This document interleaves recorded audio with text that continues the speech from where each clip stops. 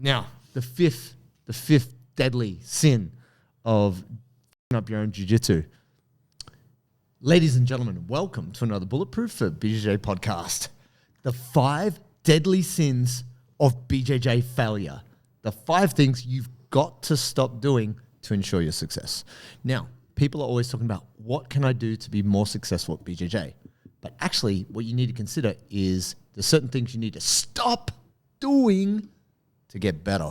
That's right. You need to stop committing. It's meant to be 7 deadly sins. I think it's meant to be 7, but I haven't read the Bible for a long time. no, fair enough. But I think 5 is ample. I think, for the people, it's like... encapsulates. Yeah. It's a good amount. And the reason why this talk came up is I was talking to someone and they're like, I'm trying to do more things to get better. And I said, sure.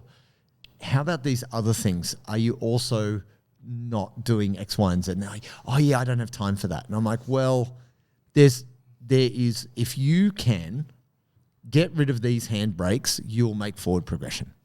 This is the thing. People don't often think, they're always like, how can I add? It's like, if you remove these things, you are going to improve because these things are holding you back. Handbrakes, if you will. Handbrakes, sir. Yeah, I think that's an interesting flip that you did there about not adding more but taking things away. Yes. It's a real flip in your mind because often when you're like listening to an informative podcast such as this, potentially, or some other podcast perhaps that's on a similar level to this, let's say Huberman Lab, if I pick one out similar.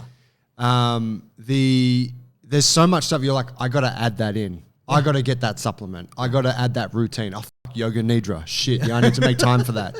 Damn, breath practice, meditation. All right, coach, I'm on it. I got to tape my mouth. Yeah. and it's quite overwhelming because there's just so much stuff.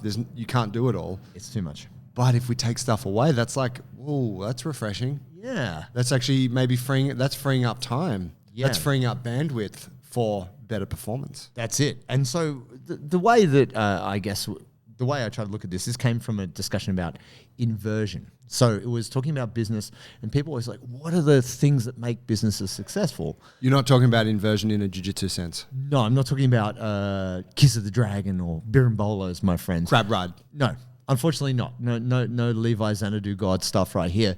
Talking about instead of approaching a problem from what makes things work, let's look at what you should avoid. Like these things guarantee your absolute freaking failure. So if you can be like, well, we don't do these 5 things, and then you go, oh, actually, I have been doing a couple of those things. You're like, oh, maybe that's what's holding me back, not I need to add in a whole bunch of new shit. So the way I often think about preparation is I think about going on a journey back into time or forward into time, depending on how you think about the time continuum. JT likes road trips. I do. I love a road trip. I do like to drive. I should have been born into a trucking family. But think about this. If we can think about a trip and going on a trip of any sort, if you're someone, whether it be a short trip or a long road trip, coastal, maybe go on the beach, something like that. Maybe you're traveling inland. Maybe you want to visit a more rural part of the country. Maybe you want to connect with your farming roots. Maybe you're going to the ski slopes. Right? Maybe you enjoy the Alps. Maybe, potentially, if you've got that inclination. You need fuel for the trip, right? Now, I don't know if you've been there, but when you're not paying attention, you're distracted, busy, and then you're like, oh my God, fuel's on empty. I don't know if you've ever done that, Joe, where it says like I don't know about your car, but it might say have a certain amount of Ks to empty. Now someone told me this. That's miles for our American listeners. Right. But once it hits empty, a friend of mine said, oh, don't worry about hitting empty. Once it hits empty, you've got at least like 100 Ks. I was like, oh shit. Depends on the car. Straight into the danger zone. Right into the danger zone. My mate from school, guy called Pat, funniest. He, when we're all getting, he got his license. I don't know, maybe we're all getting around the same time and we get our license and we drive into the city and like into King's Cross. Yep. Which was like, a bit of a night spot. Yeah, night spot here in Lively. Sydney. Bit rough and kind of seedy, edgy. Yeah. Back in the day. And in his parents' car. And he would get petrol paranoia. That was and he'd be like, fuck, I only have a quarter of a tank left. I've got to get petrol. And we'd be like, bro, you've got a quarter of a tank. Like it's going to be like, no, I've got petrol paranoia. And legitimately one time we did run out of petrol and it was in King's Cross. Oh, no. And we were like 3 white boys, like, 17-year-olds on the street just waiting to get robbed. Oh, God. Nothing happened. But we're like, you know that film, is it Judgment Night?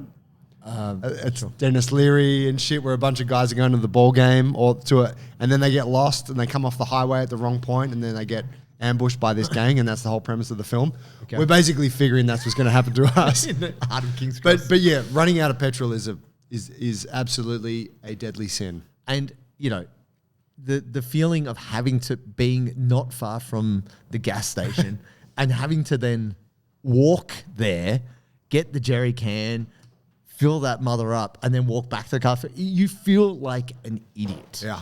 It's one of those things that you... Like a dickhead. It's something you don't think about. But typically, we had talked about intermittent fasting. It's a classic thing. Someone's having a busy day, skipped lunch, they didn't eat breakfast, and they're like, oh, just have a coffee. Oh, 5 p.m, I got to go. Man, I've had such a great intermittent fasting day. I haven't eaten all day. I've had 20 hours of fasting. Get in, do your warm-up, and blow out. Crash. You basically cooked for the rest of the class, and you're just not learning. We think about even the attention we might give to our kids. We wouldn't want our kids to go to school without their lunch, or we know they're not going to have a great day if they're hungry. Now, as adults, we have ways of compensating, whether you have a smoke or you have a coffee or you do something that might suppress your appetite. You have a smoke, all right, Western Sydney. Oh, get out, mate. Bro, out here it's a green smoothie. Only rich people smoke, bro.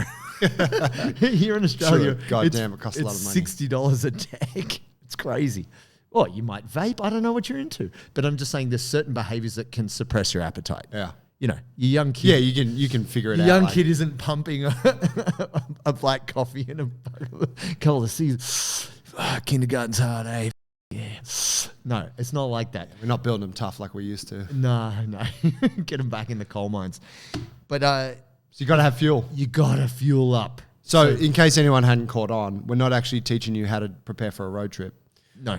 That's the analogy. It is the analogy. Yeah, got to be filled up. Don't f*** that up. Yeah, and I was f***ing that up. I was on the way to training on Monday night. I was like, shit, got to go. Wasn't in my usual routine where I would leave from here to go coach. I was at home. And I'm like, oh my God, I haven't eaten for 4 hours and I'm going to get to training in an hour. Yeah. And then I'm going to coach for 2 hours. And so I was like, I feel okay. But I had no fruit. I was like, shit, there's no fruit. Went to get protein powder. Shit, we only had the plant-based protein, which mixes like shit. It's tough. It's only if you're going to do a smoothie, it's fine. It's fine. So I was like, and so I was searching through the kids' snack box. Nice. And I found 2 muesli bars. Roll-ups. Biggity bam. Right, yeah. Yeah, 2 muesli bars, old ones, well past their use-by date. But, whatever, a bunch of rancid nuts, get it some in. fake yogurt and chocolate, we're good. These nuts? Yeah, pretty much. Do you find you get thirsty at training? I do. I do all the time. I'm a sweaty human and I need to hydrate. Now, the biggest problem is by the time you're thirsty, it's a little bit late. You need to hydrate. And that's why we got Sodi. Sodi is sponsoring the show. We've got all the colors of the rainbow. Great flavors here. We've got salty citrus, salty pineapple, salty berry, and my favorite, salty grapefruit. And they will be releasing 2 new mystery flavors soon.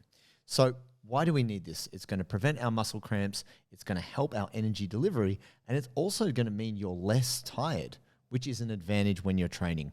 If you want to maximize your jiu-jitsu and feel good when you're rolling, you need to get Sodi. And when you purchase, enter the code Bulletproof20 at checkout for 20% off. Oh, yeah. Well, that's the thing. For me, I'm very fortunate. My partner, Ola, is a bargain hunter. So whenever protein bars go on sale, they're 50% off. She's in there at Chemist Warehouse. She's just dropping $100 on protein bars. So I'm always stocked. I either have some in my glove box. Even if, the car gets hot and they get melted, I don't care. I'll probably eat half the wrapper. I'll be driving. Just cut the corner off the packet and then just squeeze it in. Whatever it takes, my friends. Protein gel. And the next thing too, and I've done this. I'm not the technical guy. I've destroyed a couple of car engines by not paying attention to coolant. I don't know if you have that where you're driving and you're like, oh, hang on a second, the heat meter seems to be going way up. Oh, I've got bloody steam and smoke coming out from my car. What the hell's going on? Whatever it might be, you blow a gasket, you got a hole in the radio, whatever the it's an expensive thing. Did you say hole in the radio? Radiator. Very good. You got a hole in the radio, you got to pour the water just straight in through the radio, you know? No, I drove a car, I ran my car on empty with oil. Oh. Yeah, and I had to replace the whole engine. That's it. Melting an engine is it just seizes up. It just stops. And then they're like, yeah, we got to give you a new engine. Yeah. Like, I got to remember not to do that again. Yeah, that's an expensive mistake. Yeah. And where this can kind of show itself out as a deadly sin in BJJ is simply not drinking water, right? And so, we can talk about electrolytes, we can talk about a lot of different things, but essentially you drinking water is you keeping your blood fluid, because if you are not drinking water, you are turning your blood to mud. You are basically seizing the engine of your circulatory system. Wow.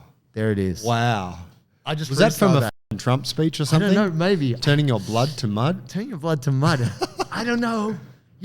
Greatest hydration in the world, electrolytes. No, it's just one of those things that, so for example, there was a fairly famous cyclist, I think it was Paganini. Anyways, back in the day of Lance Armstrong, he died of a massive heart attack. They called him the Pirate. It was from too much EPO. So epiporithrin, I think I'm mispronouncing it, EPO, makes your body produce more red blood cells. Right. And he pumped too much of that and basically made his blood too thick. Oh, wow. Yeah, and now it is a bit of an advantage in terms of injectable fitness, but you can go too hard with it. Here's the thing. Too close to the sun. He did. But here's the thing. You were doing it to yourself by, running your day, taking, if you drink caffeine, which I do. I remember when when I was back in high school, I did my work experience at Penrith Panthers Training Institute. This is back when Panthers were not as successful as they are now. That's it's a NRL team in Australia. Local rugby league team. Yeah, that are now three won times the premiership. Yeah. 3 times, baby, in a row. But the Golden Trio have disbanded now, haven't they? It's true. They lost the chance of them. Illawarra, is it? Yeah, the chance of them repeating is not high. But here's the deal. They actually had in the bathrooms, because there's a lot of strong, not necessarily well-educated young men playing football, and they had different colours above the urinal about what your urine should look like. And it had, it had a colour scale. Yeah. And it said, if your urine looks like this kind of colour, then you're good.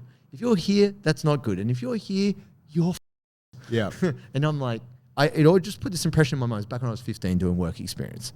And I regularly will go to the bathroom and go, dang, I need to get some water in right now. This is like, I don't know if you ever have that where you have like B vitamins and then or you have asparagus or beetroot. Yeah, and then it's just like, oh my God, are my kidneys bleeding? Yeah. What the is going on right now? Yeah, it's up. Yeah, and so you what is coming out of your system is a dark yellowy orange. You're like, this ain't healthy. This is wrong.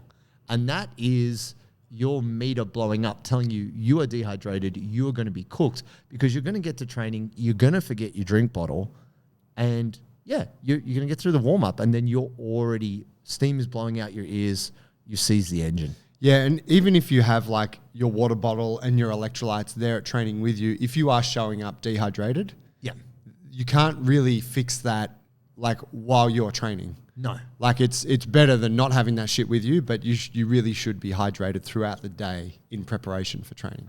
And even if you just think like, obviously be a great habit to be in every day, because it just helps your brain work, right? Yeah, I'm a fan. I think it should just be a standard in life. Yeah.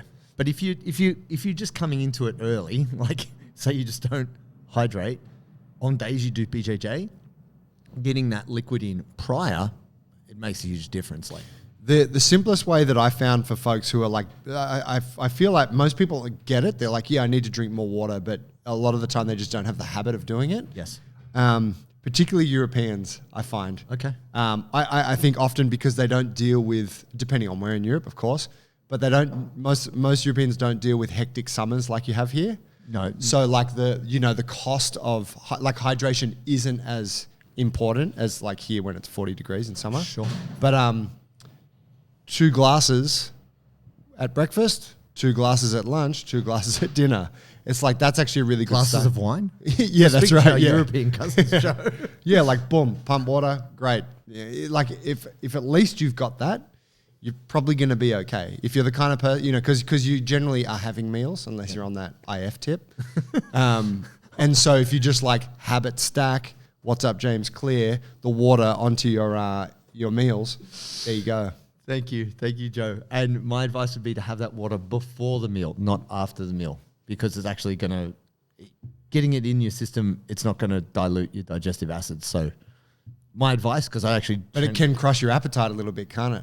Nah. What if you're trying to get big, bro? Two glasses of water crush your damn appetite. it, we got a dilemma on our hands. You want it more.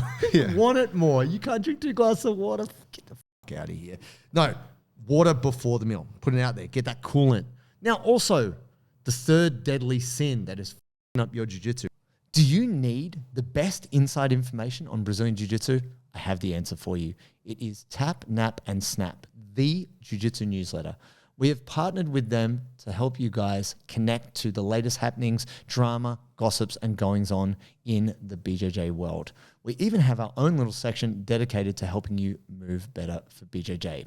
So if you're interested to find out more, click the link below and get connected with Tap, Nap, and Snap, the BJJ newsletter.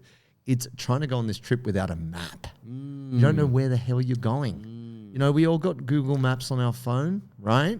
Or you know, back in the day, my parents always used to have the Gregory's Sidways and stuff. You know, like they'd have a book, Yeah. like a catalog. My dad still carries one. Oh wow! Because he just doesn't trust. I think he uses the phone, but he's just like, but I want the Gregory's there. Yeah. Just, you know. What if the phone dies? Yeah, and it's a good point. If you don't have reception, it can be, you know, you're like, where am I? You're like, when you're in the outback. I know that's a relatable topic. Thank you, Farmer Joe. That's a desert area in Australia that's none of us go to. But unless you're a tourist and you come to Australia, you might go to the outback, maybe. But here's the deal: if you don't have a strategy, you don't have a map. It's not even something you necessarily have to carry with you. It's just a little thought. Tonight I'm going to this. Now, the fact that you are not doing this is a huge impact. Like, it's very easy to forget things. Like, it's very easy. I am actually a very forgetful person, but I always write shit down. I put notes in my phone. I have 2 or 3 journals. I write it on the planner on the wall. Like, I put it in so many places, I can't forget it. Now, if I haven't thought about it, in one ear, out the other ear. Like, it's just not relevant information at all. But if that morning or the night before I've gone, what am I doing then? Oh, that's right, we're doing a podcast. I need to come up with some shit to talk about. Write it down. It's already cataloged somewhere in my mind, so it exists. If you are so busy, you know, keeping up with your day that you haven't actually given any thought to what the hell you're going to be doing at jiu-jitsu, it's probably going to be a bit of a lost cause in terms of remembering anything. Yeah, I agree. That's what I'd say. It's and we've spoken about it at length in other eps, haven't we? There's a lack of intention. Yes. About, well, what am I trying to get out of my rolls tonight, or out of the session? And, you know, fair to say, it's probably not. You're probably not going to die if you commit this sin. However, your progress will be bleeding a slow death. Yes. Because you're just slowing down your ability to learn. Whereas, and you know, for lost in the outback desert of ignorance. There you go. For those who don't know me so well yet, you might be a newer listener. I'm the guy that I like things to be very simple in terms of, so an intention for me might be, in every roll tonight, I want to practice that armbar from mount that I was working on for the last couple of weeks. Sure. Or I want to practice retaining my guard. I'm just not going to let anyone pass my guard. I still do other shit and just whatever happens, happens. But if it gets to a position where I'm on my back, then no one's passing my guard tonight because guard retention is my jam. Yeah. So you can keep it very simple. You don't have to be complicated about it. No, just one thing, knowing where you're going. right? Like you would never start a journey without knowing where the fuck you are going. Same thing for me if I'm going shopping. I like to know what I'm going. I'm not just going to walk around the shops and be like, oh, what's on sale? Oh, that looks nice. Like, no, I'm get in, I get what I came for, and I leave. So for me, It's like protein bars, Nikes on sale, baseball caps. baseball caps. Basically. If you can get a good price on a hoodie, okay. And if we can wrap it up at a chicken shop, half chicken and chips, we're good. Whole chicken and chips. But yeah, no. But the thing with that is that for me, for the longest time, I want to work on my stand-up. So I will always, provided my partner is consenting, it's consensual. I'll say, can we start on the feet? Because I know lots of people are like, oh man, I'm just not up for that stand-up war.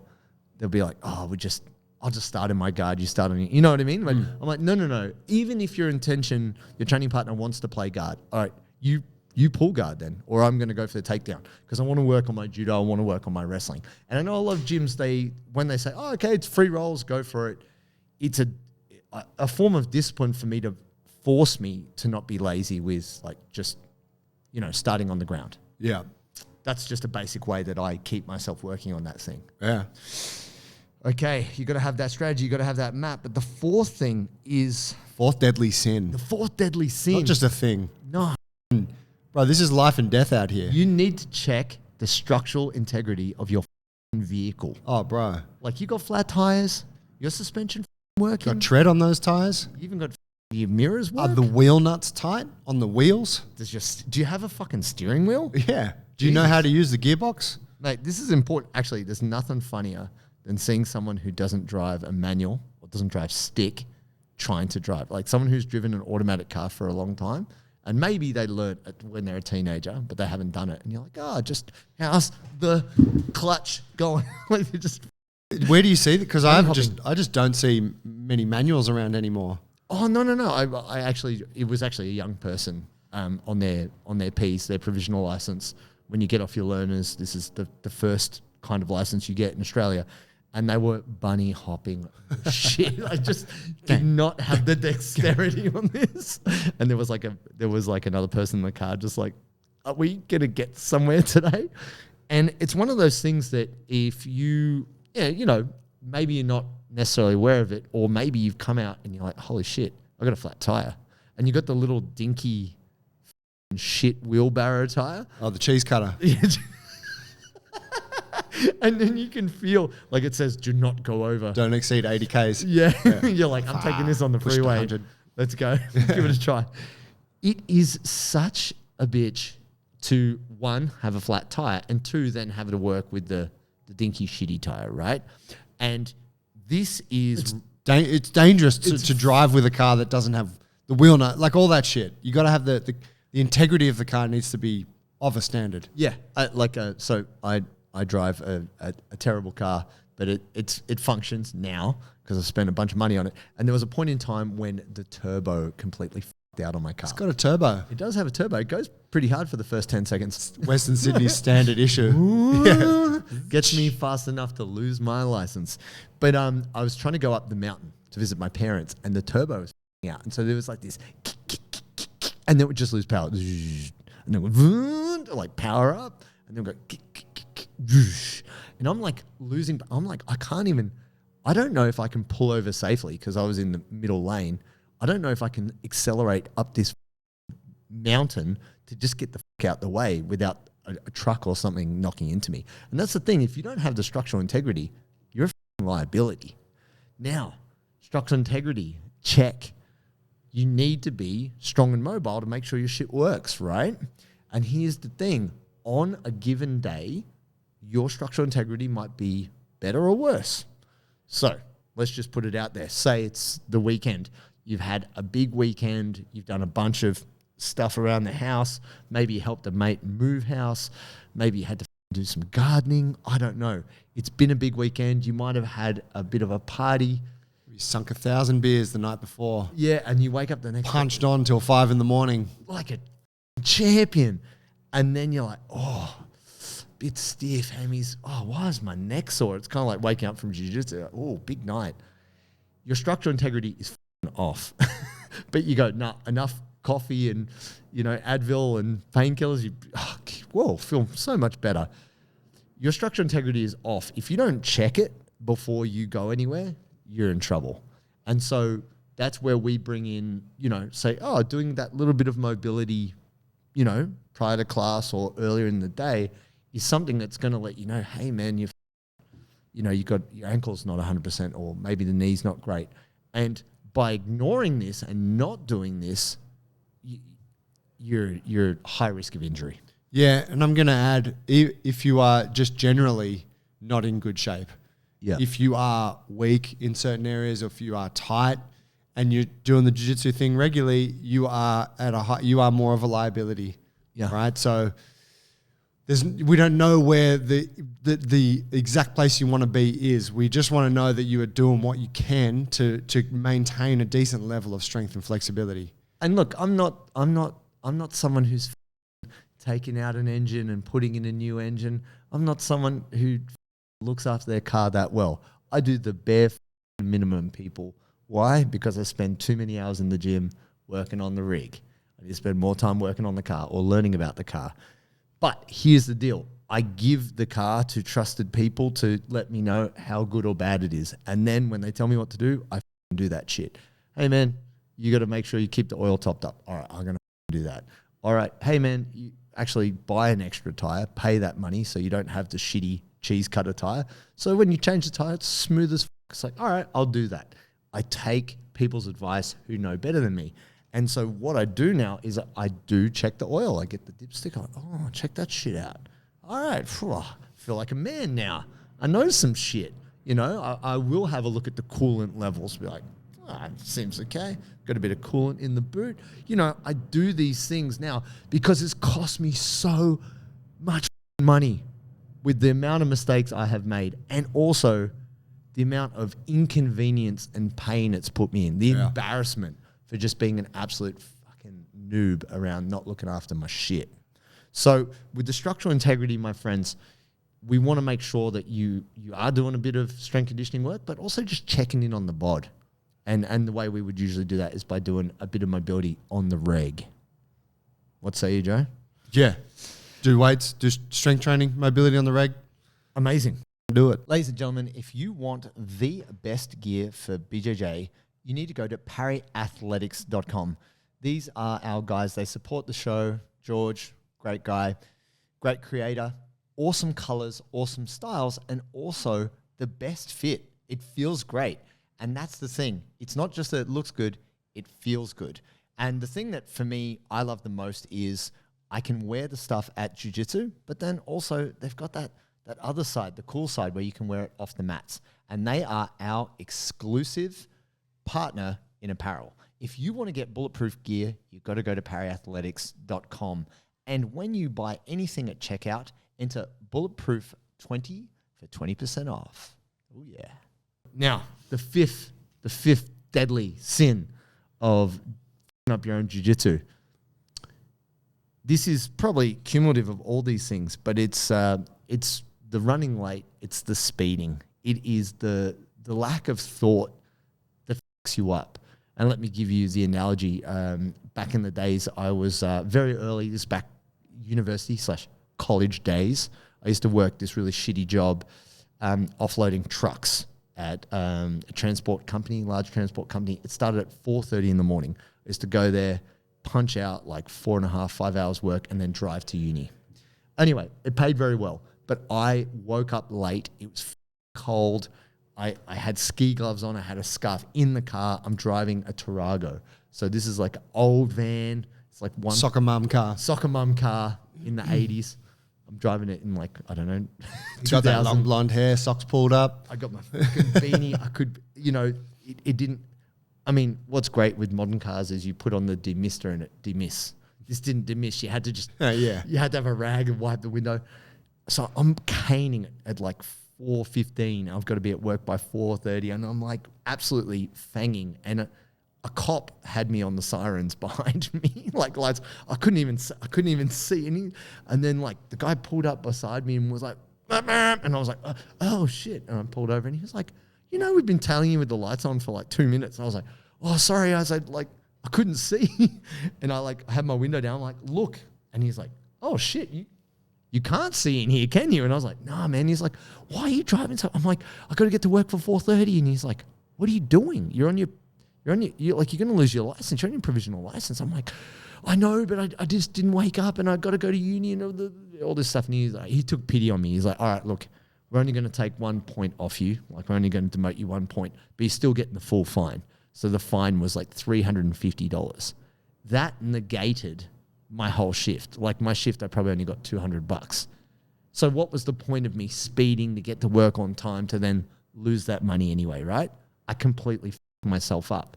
But at the time, all I could think was, I got to get to work on time. I got to get to work on time. Like, that was the only thought in my head. But at the end of the day, that lack of preparation, I kind of completely eradicated any benefit from actually even, I should have called in sick that day. I would have been ahead, right? And so we often do this with jiu-jitsu.